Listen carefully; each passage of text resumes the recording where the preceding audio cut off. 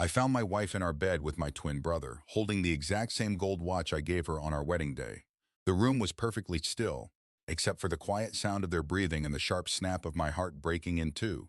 I did not scream, I did not cry, and I did not slam the door.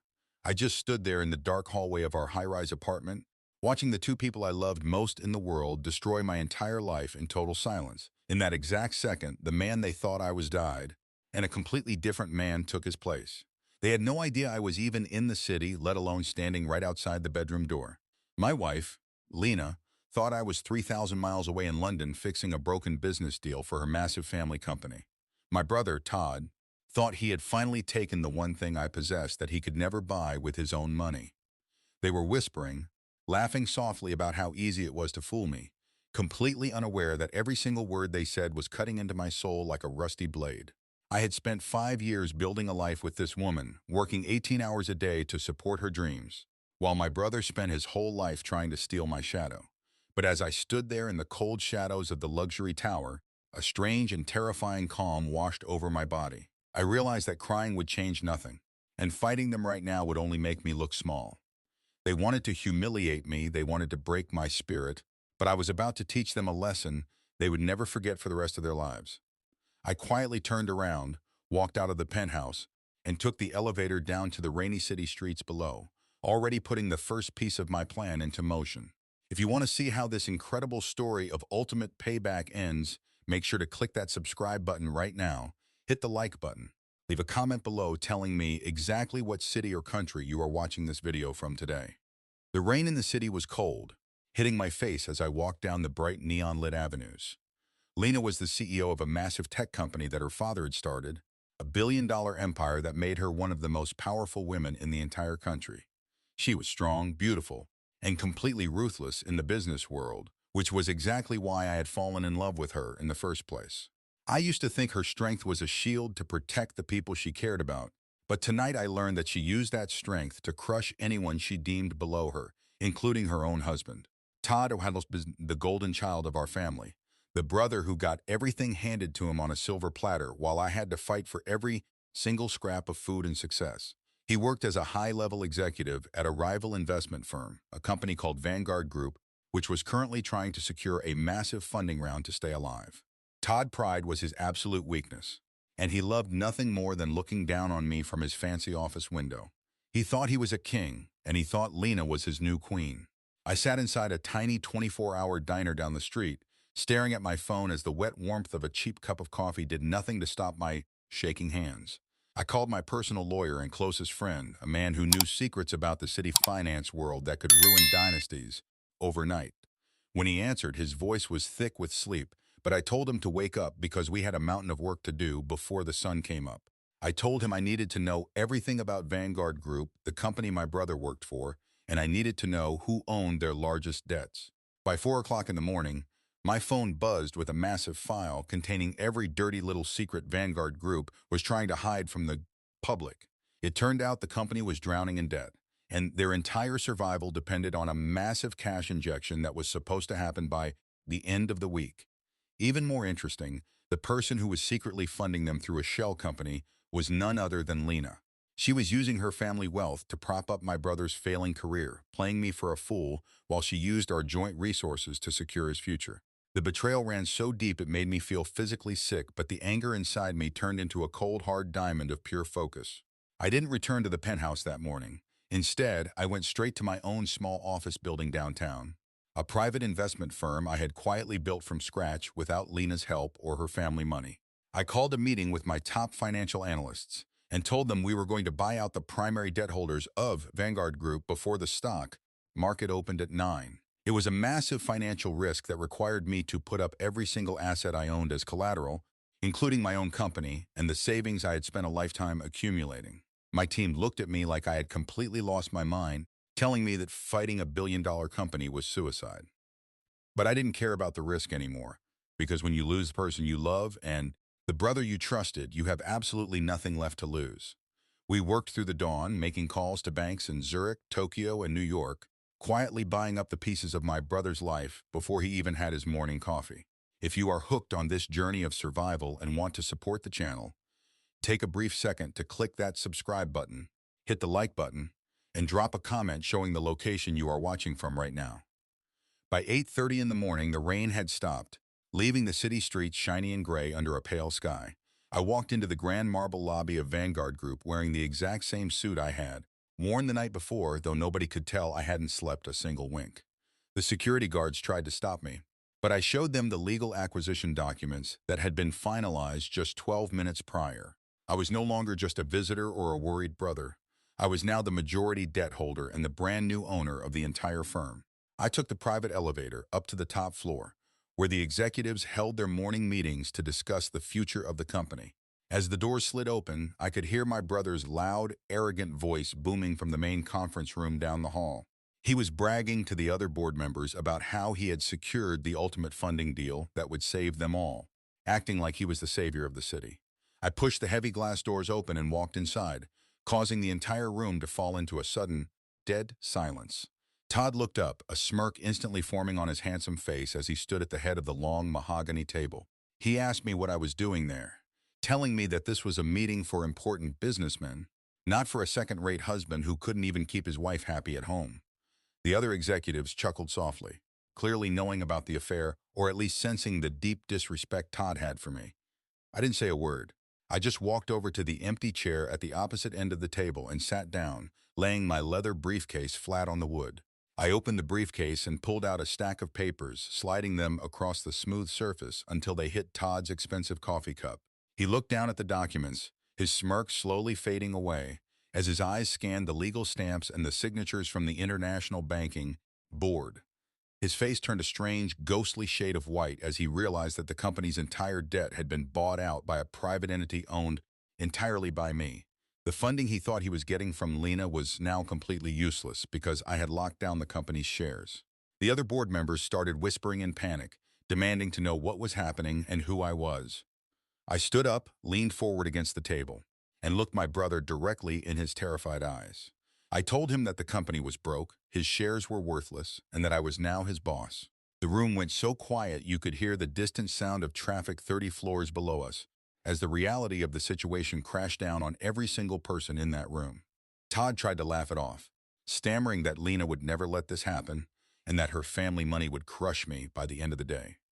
He grabbed his phone to call her, his fingers shaking so violently he dropped the device twice onto the table. I just smiled, a cold and empty smile, and told him to go ahead and make the call because I wanted her to hear exactly what was about to happen next. He pressed the phone to his ear, his voice trembling as he waited for her to answer, completely unaware that his world had already ended. If you love seeing arrogant people get exactly what they deserve, please make sure to click that subscribe button, hit the like button, and let me know in the comments what country or city you are watching this video from. Lena answered on the second ring, her voice sharp and authoritative as she asked Todd why he was calling her during her morning executive meetings. Todd could barely form proper words, stuttering out that I was in his office and that I had somehow bought the company's entire debt structure overnight. There was a long, heavy pause on the other end of the line, followed by the sound of paper shifting as Lena realized the gravity of what her lover was telling her. She demanded to speak to me, her voice losing its usual icy calm and turning into something close to real panic. I took the phone from my brother's limp hand, placed it on speakerphone in the middle of the table, and spoke clearly so everyone in the room could hear. I told Lena that she should have checked her joint bank accounts before she tried to use her wealth to fund her secret boyfriend's business. I explained that because our marriage contract gave me full access to our combined investment funds, I had used her own family money to buy the debt of the very company she was trying to save. She had literally paid for the weapon I was using to destroy her brother-in-law's career. The silence from the phone was deafening as Lena realized she had been completely outsmarted by the husband she thought was simple and weak. She began to scream, calling me a traitor and threatening to ruin my life. But I simply reached down and pressed the red button, cutting her off in the middle of her sentence. I turned my attention back to Todd, who was now sitting flat in his chair, looking smaller and more pathetic than I had ever seen him look in my entire life. His pride was completely gone, replaced by a deep, dark terror. I picked up the official termination papers from my briefcase and dropped them right in front of his face. I told him he was fired, effective immediately, and that he had exactly 10 minutes to pack his personal belongings into a cardboard box before security threw him out onto the sidewalk. He looked around the room at the other executives for help, but every single one of them looked away, refusing to make eye contact with a man who had just lost all his power and influence in less than an hour. Todd stood up, his legs shaking, and slowly walked out of the conference room to gather his things, his head hanging low in absolute humiliation. I watched him go, feeling a strange mix of deep sadness and intense satisfaction inside my chest.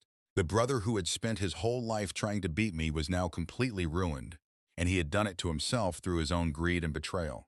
But my work wasn't done yet, because the real mastermind behind this entire painful story was still sitting in her glass tower down the street, waiting for her own reckoning. I left the Vanguard building and walked toward the massive glass tower that housed Lena's family empire, the wind catching my coat as I moved with total purpose. I knew she would be waiting for me, surrounded by her expensive lawyers and her high society security guards, thinking she could still bully me into submission. But she didn't realize that when you strip away a man's love and loyalty, you remove the only things that keep him gentle. I walked through her front doors like a storm coming to take back everything that had been stolen from me.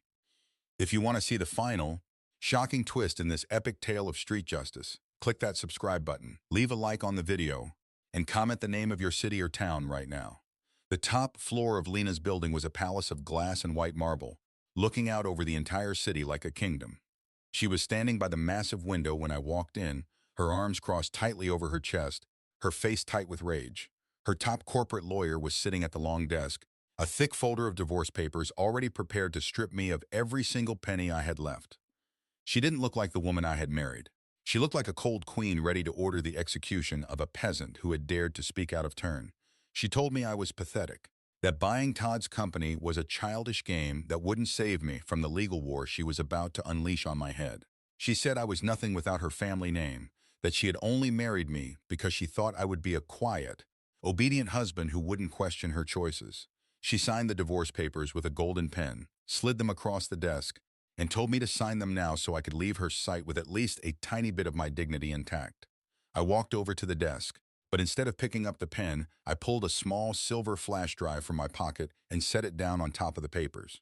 I told her to plug it into her computer before she made any more threats she couldn't actually back up. Her lawyer looked confused, but Lena's eyes narrowed as she reached out and pushed the drive into her laptop, her fingers tapping the keyboard with sharp, angry movements. A video began to play on her screen, and the color instantly drained from her face as she watched the images appear. It wasn't a recording of her affair with my brother. It was something infinitely more dangerous to a woman of her high social standing and corporate power. The video showed her private meetings with corrupt city officials, proving she had been using illegal offshore accounts to bribe inspectors to clear her building projects. I had discovered these files months ago by pure accident while helping her upgrade her office security network, but I had hidden them away because I trusted her and loved her too much to ever believe she would do something wrong. Now, those files were the exact key to her total destruction, and she knew it the second the first financial ledger popped up on her bright screen. Her lawyer leaned over to look, his jaw dropping in horror as he realized that this information could put Lena in a federal prison for the next 20 years of her life. The cold, arrogant CEO who had laughed at my pain just minutes ago was suddenly trembling, her hands shaking as she closed the laptop screen hard, trying to pretend the evidence didn't exist. She looked up at me, her eyes wide with a mixture of hatred and absolute pleading, asking me what I wanted from her to make this go away. I leaned down until my face was just inches from hers, letting her feel the cold weight of the monster she had created through her own cruelty. I told her I didn't want her money, I didn't want her company, and I certainly didn't want her love anymore. I wanted her to understand exactly what it felt like to have your entire world torn down by the person you thought you could always control. If you are proud of how this story turned around and want to support more content like this, please take a second to hit that subscribe button, click the like button, and type your current location in the comment section below. I told Lena that I would not leak the files to the police on one single condition. She had to sign over her entire personal share of her family company to a private charitable trust that helped poor families in the city. She would remain the public face of the company to save her family pride, but she would never see a single dime of the profits for the rest of her natural life. She would be a corporate slave to the very empire she had used to look down on everyone else, working every day to make money for the people she used to despise. Her lawyer tried to speak, to tell her not to sign, But Lena knew she had no choice because the alternative was a dark cell and the absolute ruin of her family name. She picked up the golden pen again, her hand shaking so badly she could barely write her own name, and signed the transfer documents that stripped her of her billion-dollar fortune. When she finished, she looked up at me with tears of pure anger and regret streaming down her face, asking how I could be so cruel to the woman I had once promised to love forever. I picked up the signed documents, put them neatly back into my briefcase, and looked at her one last time with no emotion left in my heart. I told her that she was the one who taught me that love was just a business deal, and I was simply finalizing the contract she had started in our bedroom the night before. I turned my back on her, walked out of her glass office, and didn't look back as the heavy doors closed behind me for the last time. As I stepped out of the tower and back into the bustling city streets, the sun finally broke through the heavy gray clouds, warming my face for the first time in days. I had lost my wife, I had lost my brother, and I had lost the life I thought I knew. But as I walked down the crowded sidewalk, I felt lighter than I ever had before. I had taken back my pride, I had secured my freedom, and I had proven that no amount of money or power can ever protect a liar from the simple truth of their own actions. My brother was broke, my wife was powerless, and I was finally free to build a real life based on honesty, hard work, and true loyalty. The city around me was loud and alive, moving forward into the future, and for the first time in a very long time, I was ready to move forward right along with it. Thank you so much for watching this entire story until the very end. If you enjoyed this powerful tale of betrayal and ultimate justice, please remember to click that subscribe button right now, hit the like button, and drop a comment below telling me the exact city or country you are watching from. Your support helps us bring you more incredible stories every single week. Have a wonderful day and see you in the next video.